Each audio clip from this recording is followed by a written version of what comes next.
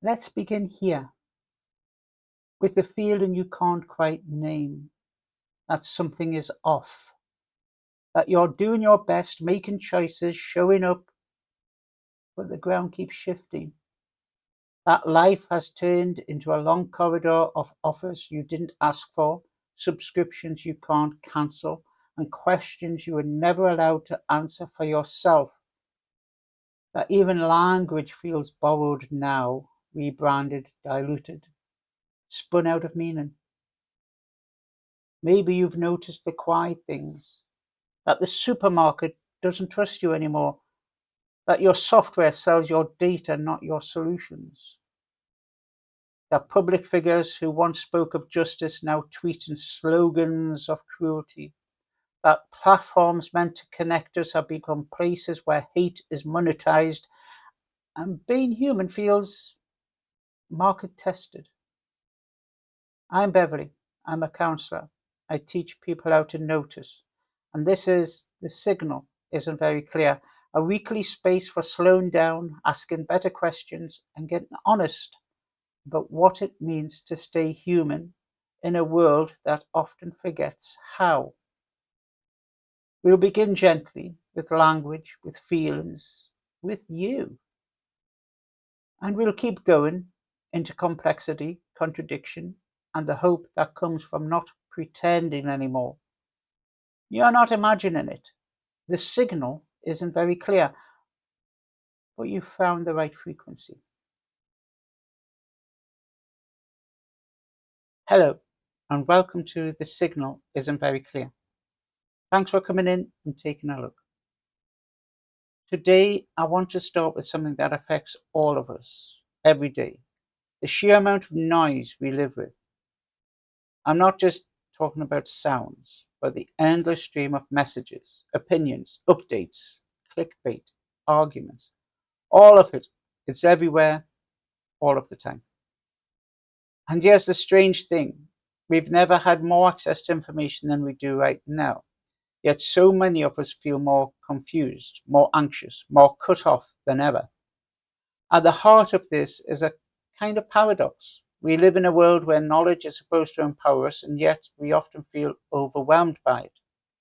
Not because we don't care, but because it's hard to know what's real, what matters, and what we can actually trust. Now, it's important to say this noise isn't just accidental. It's not just background fuzz. A lot of it is driven by powerful interests, political, economic, social. And while some of it is just the natural messiness of free expression, some of it is more deliberate. It's designed to confuse, to divide, to stir things up in ways that aren't always obvious. Some people will say, well, that's just free speech. And yes, free speech is absolutely essential to democracy. We need debate, we need disagreement, we need to be able to challenge ideas, even the uncomfortable ones. But we also need to be honest. Not all speech is equal. Some of what we're exposed to is crafted to mislead, to push agendas, to manipulate opinion, and to sow distrust. That's not just messy discourse, that's something more corrosive. And in the UK, where we've got a lively media culture and a long history of press freedom, we're right in the thick of it. We're navigating digital platforms, echo chambers, political spin, and a whole lot of noise all at once. So where does that leave us? One idea that's gaining traction is civic literacy. Now that might sound a bit academic, but stick with me. It's actually a very human, very practical idea. Civic literacy isn't just about knowing facts or remembering dates. It's about developing the skills we need to think critically, to spot when we're being manipulated, to understand how information flows and where it comes from. It's about being able to disagree without dehumanizing each other. It's about being an engaged, thoughtful citizen, whether you're reading the news, voting, or just trying to make sense of the world with your friends and colleagues. And here's the thing, this isn't just a job for schools or universities.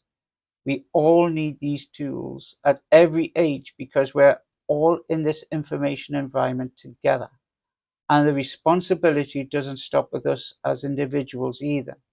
Media companies, tech platforms, governments, they all have a part to play in building a healthier, more trustworthy information landscape. But let's bring this back to something more personal. What does all this noise actually do to us? Well, if you've ever felt totally overwhelmed, scrolling through your phone, or doubted what's true because the source says something different, that's not just you. That's what psychologists call information overload. And it can have real effects: anxiety, stress, decision paralysis, sometimes even a sense of helplessness. And this isn't felt equally. If you're part of a marginalized group, say if you're LGBT plus, from an ethnic minority, or struggling financially, this misinformation and hostility online can be especially damaging. It can chip away at your well-being, your safety, your sense of belonging. And that sense of belonging really matters. A healthy democracy isn't just about voting or policy. It's about feeling like you're part of something, that you have a voice, that you matter. But when the public conversation becomes fragmented, when people retreat into their own corners or echo chambers, it becomes harder to understand one another, harder to trust. Yet these fragmented spaces can help people express identity and find community. And that's not nothing. But if we can't meet across difference, if we can't share a basic sense of reality, then we lose something vital, not just as a society, but as people trying to live alongside each other. Now, some will say, and they're right to say it, that we need to be careful. Not everything labeled misinformation is necessarily false, something that's just unpopular. Sometimes it's a challenge to the dominant narrative. We do have to protect space for dissent and for minority voices. No one wants a world where only approved ideas are allowed. So the answer isn't censorship. It's not about shutting people up. It's about being more transparent, more democratic, and more thoughtful in how we navigate all of this. It's about balance, protecting freedom while also protecting people from harm. So why does this matter? Because all of this, the noise, the confusion, the distrust, it affects how we think, how we feel, how we relate to another, and ultimately, how we find our place in the world. That's why I started this channel, to look for the signal in all the noise, to slow down, reflect, and hopefully offer something a little clearer.